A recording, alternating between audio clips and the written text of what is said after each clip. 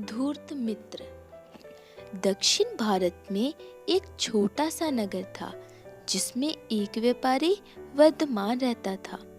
वर्धमान के पिता वैसे तो उसके लिए काफी धन और अच्छा कारोबार छोड़ गए थे, किंतु फिर भी उसके दिल में एक लालसा थी कि वो किसी न किसी ढंग से अमीर आदमी बन जाए। इतना अमीर कि चारों ओर उसके ही नाम के चर्चे हों। यही सोच हर समय उसके दिमाग में घूमती रहती थी। धनवान बनूं, अमीर बनूं। धनवान बनने के लिए कौन कौन से रास्ते हैं? सरकारी नौकरी, खेती, विद्या, ब्याज, व्यापार और भिक्षा। यही 6 रास्ते थे उसके सामने। अमीर बनने के लिए उसे 6 रास्तों में से एक को चुनना था। उसकी मंजिल केवल एक ही थी, अमीर बनना। वो रात को चारपाई पे लेटा लेटा यही सोचता था कि इन 6 रास्तों में से कौन सा रास्ता चुनूं।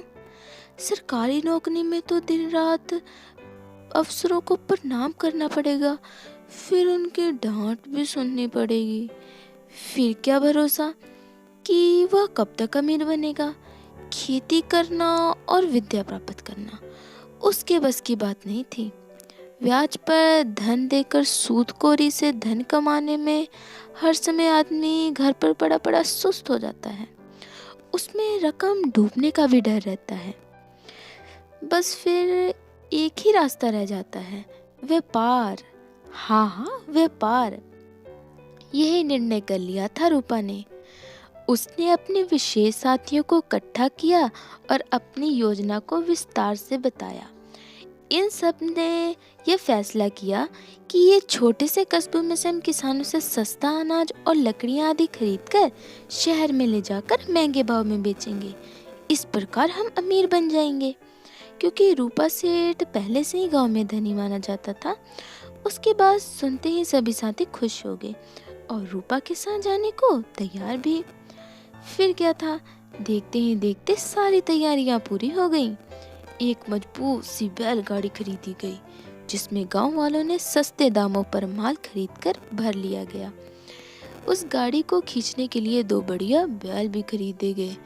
इस प्रकार से रूपा सेठ अपने साथियों के साथ उस मॉल से भरी बैलगाड़ी को लेकर शहर की ओर चल पड़ा। बैलगाड़ी पर बोझ कुछ अधिक लाद दिया गया था, जिसका फल यह निकला कि घने जंगल में जाकर बैल मूर्छित होकर गिर पड़ा। उसकी एक टांग भी टूट गई। इस प्रकार रूपा और उसके साथी काफी चिंतित हो गए।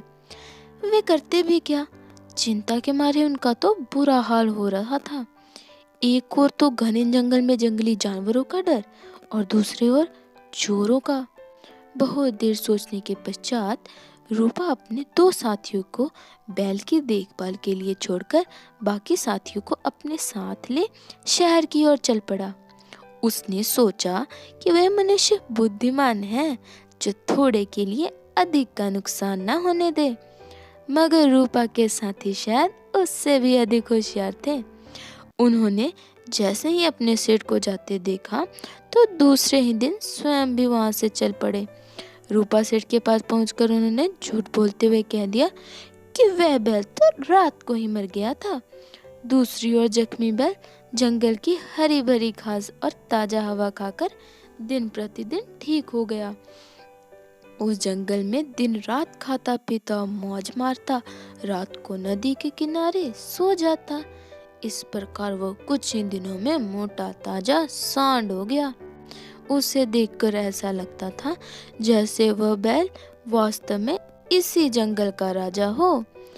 कुछ ही दिनों में पिगलक नामक शेर जंगली जानवरों के साथ अपनी प्यास बुझाने को उस नदी के पास जाने लगा तो रूपा के सांड बैल ने जोर से दहाड़ा, जिससे सारा जंगल गूंज उठा।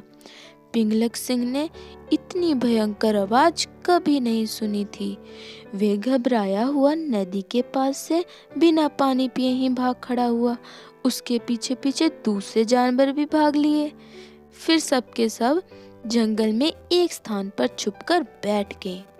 उसी जंगल में सिंह के मंत्री के 2 पुत्र करकट और दमनक रहते थे, जिन्होंने उस सिंह ने अपने पद से हटा दिया था, लेकिन फिर भी वो अपने राजा का पूरा आदर करते थे। जैसे ही उन्होंने सिंह को नदी के किनारे से प्यासा लौटते देखा तो दमनक बोला, भाई करकट, हमारे स्वामी तो नदी के किनारे से प्यासा लौट आया, अब तो बेचारा बड़ा शर्मिंदा हुआ बैठा है, जंगल का राजा होकर भी पानी भी नहीं पी सका। करकट बोला, भाई दमनक, हमें भला इन बातों से क्या लेना है। बड़े लोग कह गए हैं कि जो भी दूसरों के काम में बिना मतलब के अपनी टांग अड़ाता है वे बेमौत मरता है। जैसे एक कील उखाड़ने वाले बंदर की कहानी सुनी है तुमने? सुन रखी होगी। नहीं भैया, मैंने तो उनकी कहानी नहीं सुनी। नहीं सुनी है तो आज सुन लो। मैं तुम्हें उस बंदर की कहानी सुनाता हूँ जो दूसरों के काम में बिना मतलब अपनी टांग फंसाता था। सुनो। आगे की कहानी नेक्स्ट वीडियो में। अगर आपको ये कहानी अच्छी लगी तो लाइक, शेयर और सब्सक्राइब कीजिएगा। तब तक के लिए बाय बाय।